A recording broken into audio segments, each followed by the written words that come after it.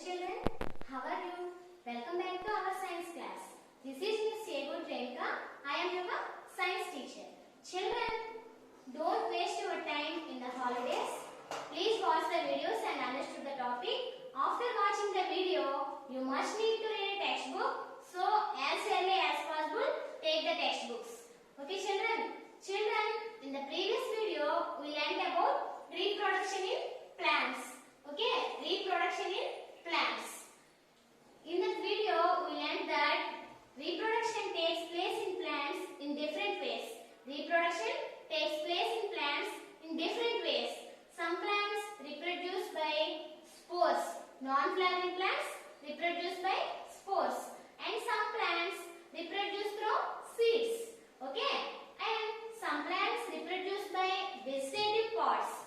What are the vegetative parts of a plant? Stem, leaves and root are the vegetative parts of a plant. And some plants reproduce by dispersal of seeds. These are all we learned in the previous video. Okay, children? In this video, I teach the remaining part of the lesson. And next one, lesson reading. And then we will do some textbook exercises. Okay? First of all, I teach the remaining part of the lesson, reproduction in plants. In that, the first one is production of crops. Once you see the production of crops, you know that all living beings depend on plants. Yes or no, children? All living beings depend on plants for their food. Most of our food comes from plants only. Most of our food comes from plants only. Yes or no, children? In our food, in our daily life, most of our food comes from plants only. For example, rice, wheat, maize, these are all food plants. These are all food plants. Growing of food plants at large scale is called food crop. Okay? Growing of food plants at large scale is called food crop. Okay? Cereals, pulses, oil seeds and grains, vegetables, fruits, these are all called food crops. Okay? Medicinal plants, tobacco, tea, coffee, these are all also grown as a crops. Okay? And different crops grow in different seasons, different climates and different soils. Okay? Rice and jute grow in clayey soil of Bengal. Rice and jute grow in clayey soil of Bengal. And wheat is grown in sandy irrigated soil of Punjab and Uttar Pradesh. Okay? Wheat is grown in sandy irrigated soil of Punjab and Uttar Pradesh. Next one, jowar. Jowar is grown in sandy soil of Rajasthan. Jowar is grown in sandy soil of Rajasthan. Next one, cotton and groundnut grown in black soil of central and western India. Cotton and groundnut grown in black soil of central and western India. Okay? In hilly areas like Assam, Darjeeling and Nilgiri are suitable to grow tea. Okay? Are suitable to grow tea. These are all the production of crops. And next one, seasons and climate. What is this? Seasons and climate. In some plants, some crops are grown in winter season and some crops are grown in summer season. Crops like cereals, pulses, grains, oil seeds are grown in winter season and these are called rabi crops. R-A-B-I crops, rabi crops. Okay? The crops which grow only in winter season are called rabi crops. Okay? And some crops grow in summer season.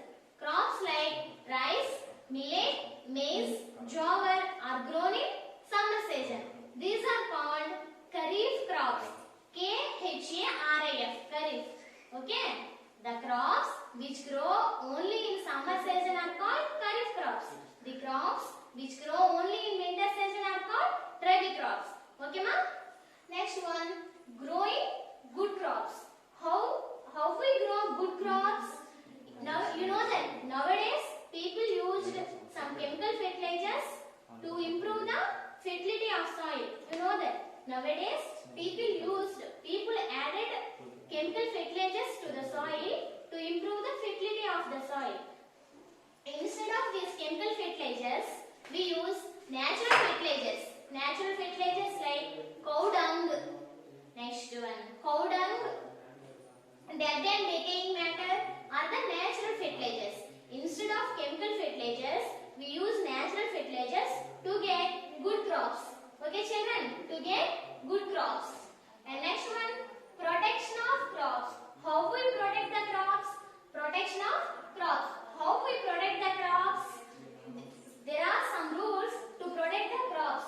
The first one is proper fencing. What is the fencing? Around the crop, some fencing. Proper fencing around the field. It protects the crop from grazing animals.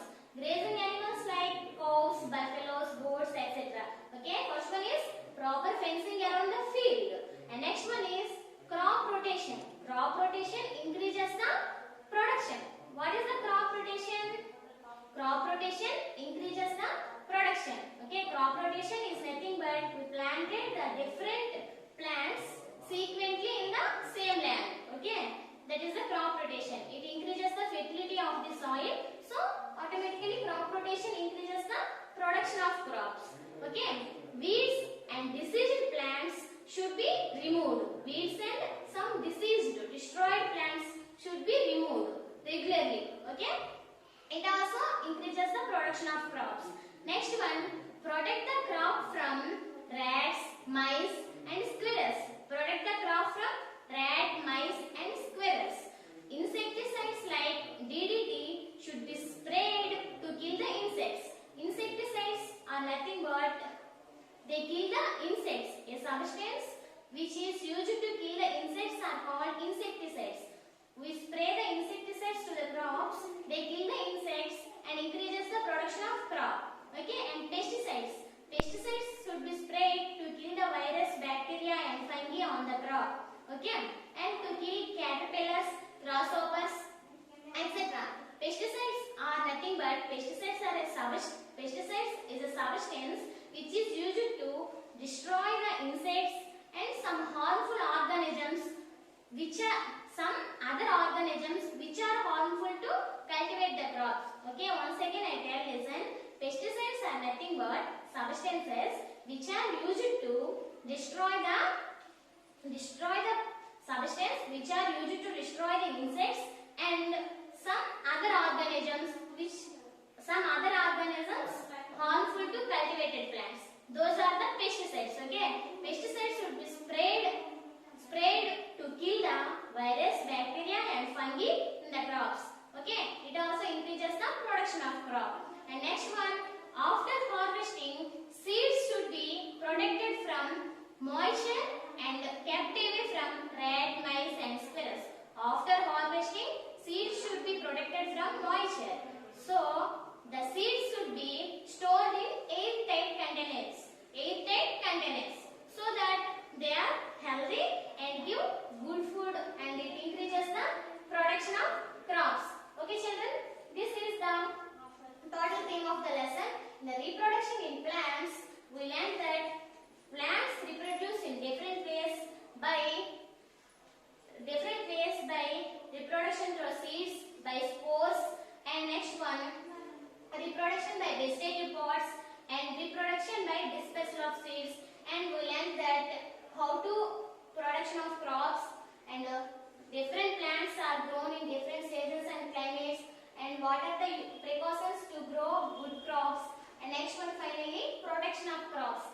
We learn some rules to protection of crops. Okay, this is the total lesson. The lesson is completed. Next, once I read the lesson. Okay children, first of all open your textbook. I read the lesson. Okay ma, you open your textbook. I read the lesson. Open the page number 15. Open the page number 16. Okay, reproduction in plants. Reproduction in plants. Once you observe the spellings and how we pronounce the words. Okay, first of all, plants play an important role in the existence of life on the earth. All living beings depend on plants directly or indirectly. They provide food, shelter and clothing. They also provide other important things like medicines, spices, rubber, tobacco, jute, tea, gum and many more. So it is necessary for many plants to be grown on the earth. Reproduction helps to maintain the existence of plants on the earth. Most of the plants reproduce through seeds. Most of the plants reproduce through seeds. And flowers give out fruits. Fruits contain seeds. New plants grow from seeds. Non-flowering plants reproduce through spores. Some plants reproduce from their parts like roots, stem and leaves. Reproduction is also called multiplication. Reproduction is also called multiplication because many new plants grow out of seeds are parts of a plant. Plants reproduce in three ways. Plants reproduce in three ways.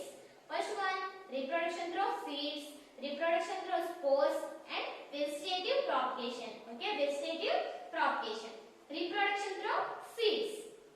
Seeds are special structured formed in flowering plants. Seeds vary in size, shape and color. Some fruits have only one seed like mango. Fruits like pea and apple have a few seeds. Fruits like tomato and papaya have many seeds. Okay, next you see the side heading structure of a seed. A seed has an outer covering called seed core. It protects the baby plant called embryo. It protects the baby plant called embryo. And it has tiny opening to allow water to enter in. Seeds like mango have two seed leaves inside the seed core.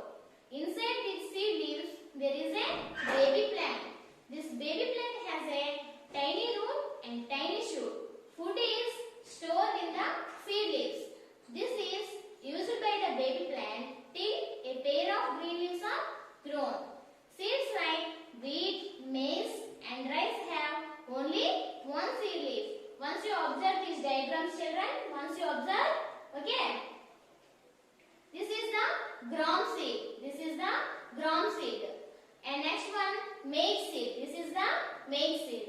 And next one, yesterday class, I will explain you the bean seed with baby plant. Okay, children, bean seed with baby plant. And next one, you see the page number 17, germination of a seed. Take a few bean seed and soak them in water for 1 or 2 days. Soaked seeds are swollen because they absorb water. Put these soaked seeds on a piece of wet cloth. After 2 or 3 days, the seed coat becomes soft and splits open. The baby roots starts to grow from each seed. After a few days, small leaves come and new plant starts growing. This small new plant is called seedling. Okay?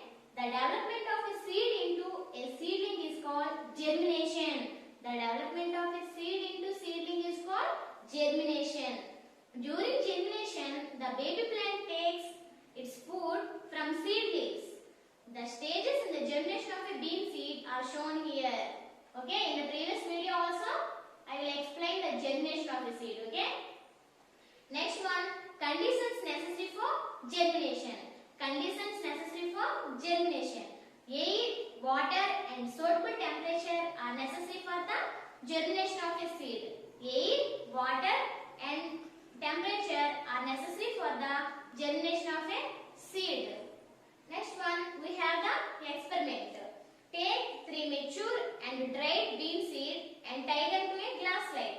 Keep the slide in a beaker having water in the way as shown in the picture. Keep the beaker at room temperature. After a few days, only the middle seed germinates as it gets both air and water as shown in the diagram once you observe. This experiment shows that air, water and suitable temperature are necessary for the germination of a seed. Okay, ma? Next one, reproduction by spores. Non-flowering plants do not have seeds. They reproduce by spores. Ferns, mosses and fungi produce spores. These spores are small and packed in small box-like structures called spore boxes. These spore boxes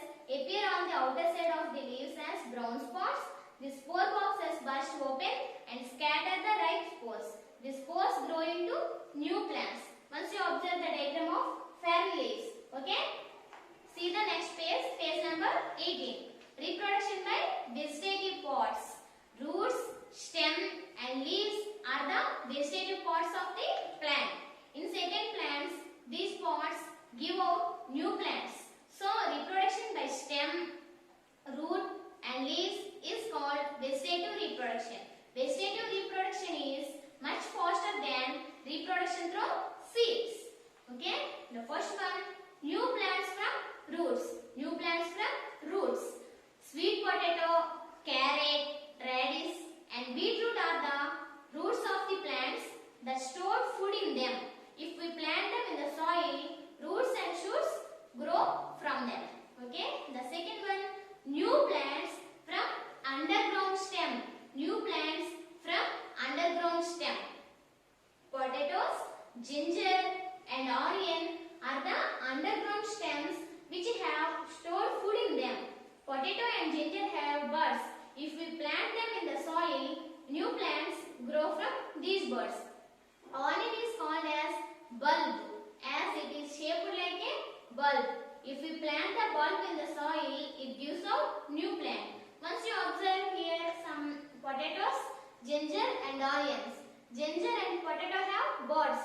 Onion is look like a bulb. It is shaped like a bulb. Okay. If we plant the bulb in the soil, it gives a new plant.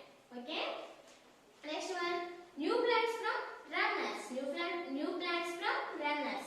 Plants like grasses, mint have big stems. They creep along the ground. Roots grow from each node of the stem. They separate and grow into new plants. They look as they are running on the ground. So, they are called runners. Okay? Once you observe the grass, the roots, they are looking like running on the ground. So, they are called runners. Not only grass, mint also. Okay? Next one, new plants from stem cutting. Sugarcane grows are grown from this method. New plants from stem cutting. When a stem cutting with buds is planted in the soil, it grows into a new plant after a few days.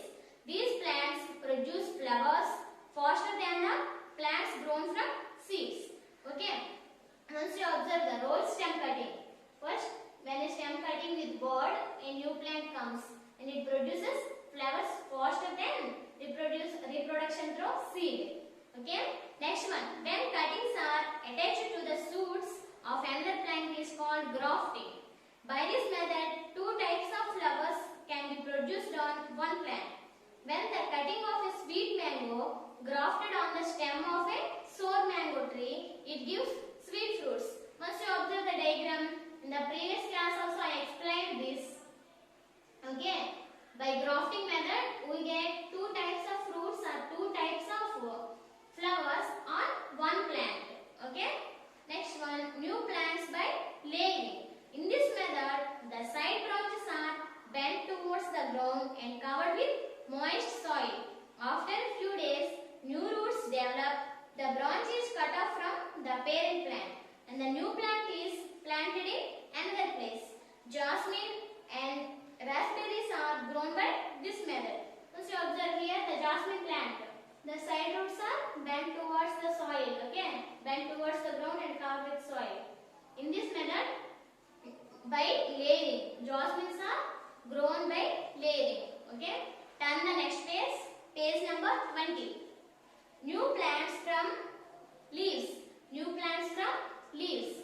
In bryophyllum and begonia, leaves bear buds on them. These buds grow into new plants. Once you observe the bryophyllum and begonia, once you observe these leaves, a small buds on the leaves. Okay, these buds grow into new plants. Next one, discussion of seeds. Plants usually produce a large number of seeds. If all the seeds germinate under the parent plant, they would not get sufficient space, air, minerals, water and etc. Therefore, all the seeds produced by a plant do not germinate. It is necessary for the seeds to be scattered to distant places. Since the plants are fixed, they take the help of natural agents like wind, water, birds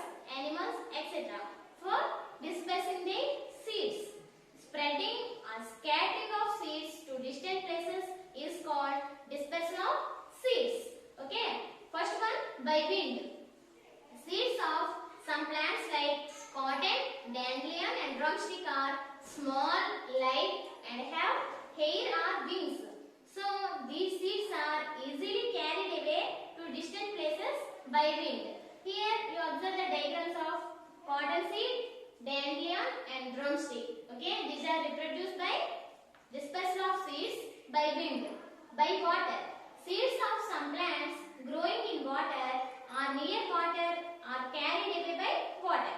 The seeds of coconut have a fibrous outer core. The seeds of lotus have a spongy core. As they are light, they can easily float on water. Once you observe the diagrams, coconut and lotus fruit. Okay, coconut and lotus fruit. Okay, next see the page number 21. By animals. Seeds of some plants have hooks or spikes. They attach themselves to the fur or hair of animals or clothing of human beings and are carried away to distant places.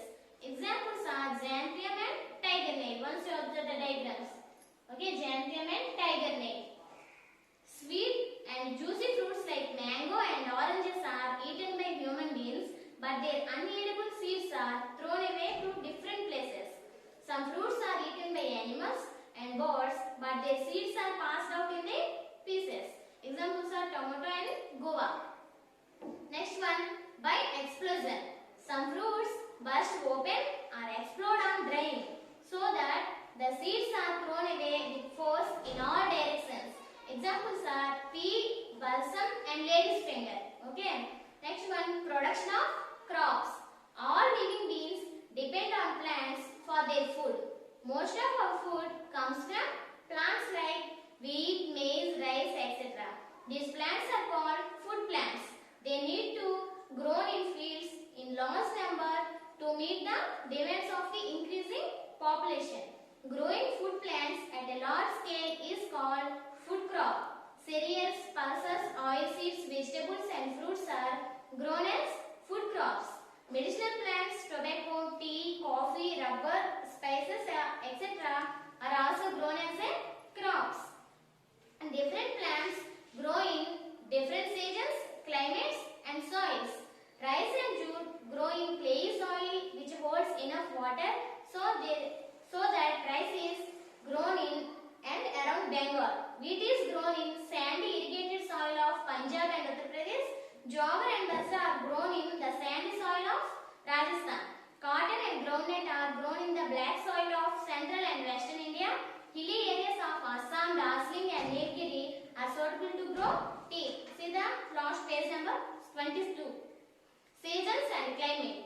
Fruits and vegetables like cabbage and cauliflower, beans, radish, peas grow well in winter.